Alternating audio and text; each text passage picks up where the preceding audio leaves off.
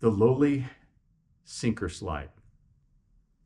On the surface, it seems like such a simple device, but the design can either make or break your fishing day. Now, after decades of fishing various setups, I've designed the ideal sinker slide. Not all slides are created equal, and the difference is in the details. Now, some slides, they're lightweight, but the reality is here in the Pacific Northwest, we have to use a stronger design. And why? One of the popular setups for fishing here for salmon is the use of 360 or skateboard flashers. Now, the challenge with using this hardware is twofold. In order to get the flasher to work properly, enough weight has to be used to hold the pivot point in place. And that's where the sinker slide comes into play, because most fishermen use heavy weights with this. Many times we're using 16, even 20 ounces of weight, depending on how heavy the current is, for this to work properly. Now, if that sinker does not hold this in place, you do not get the full transfer of action. And so that's why it's important to have a sinker slide that can handle that kind of weight. A lot of the lighter weight ones, what eventually happens is they just don't have enough support structure to handle that weight, and eventually they'll start cracking. It's also not unusual with this kind of heavy load that the spinning action actually will transfer line twist up the main line. And so it's very important that you don't have that occur, especially with braided line, because that will weaken the braided line and you'll lose fish.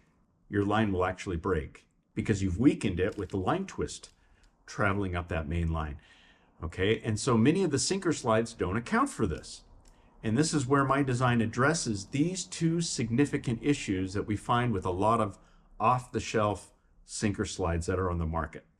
Now with this, I used a thermoplastic polyester, and the slide is designed so that it's thick enough to handle the additional weight and the force on the slide, which takes the abuse of the weight and the torque of the spinning flasher. And secondly, I've designed the mating surface with a concave indentation. So if you see this right here, you can see that it's concave, and there's a slot here that allows you to lock the swivel in place. It'll actually hold the swivel in place to help reduce line twist from going up the main line. Many of the sinker slides don't account for this. Many of us fish in both saltwater and in freshwater. And a lot of the lower cost slides, they just use high carbon steel, maybe with a layer of chrome or nickel plating on it. But when that plating flakes off, well, now you're left with the snap that's rusted and it won't hold your weight anymore. Well, I got tired of this, and so I designed my sinker slides with all stainless steel snaps for attaching the weight. So it has the durability and will be able to last in both applications. Now, finally, when trolling or even when anchor fishing, there's times when debris in the water will actually hit the slide and congregate on the front-facing part of the slide.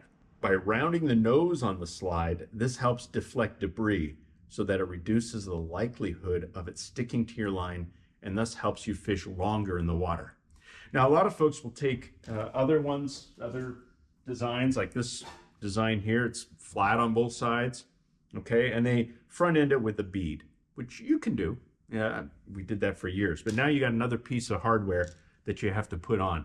Well, isn't it more efficient just to have one design that includes the best of both worlds all in one? And that's the intent here. Because of the fact that this is rounded and enlarged, it helps reduce the likelihood of this sliding through on your rod tip.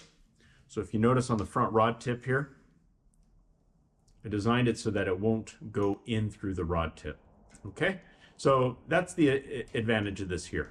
When rigging this up, if you are using these with 360 flashers, the idea is that here you're going to have your line gets locked. Notice the swivel is not spinning. See, and we don't want to transfer that line twist. That's the whole idea here. We have our bumper, or this short piece of line that's between your pivot point and the top of the 360. And then we have, of course, our terminal gear here where our hook and spinner and hoochie is in this case. All right, so this is typically how we rig this up in the Pacific Northwest. These new sinker slides come in a 5-pack and they can be shipped within the United States. I have the link in the description, so please click on that for ordering details. Supplies are limited, so order your next generation sinker slides today, and we'll see you out on the water catching fish.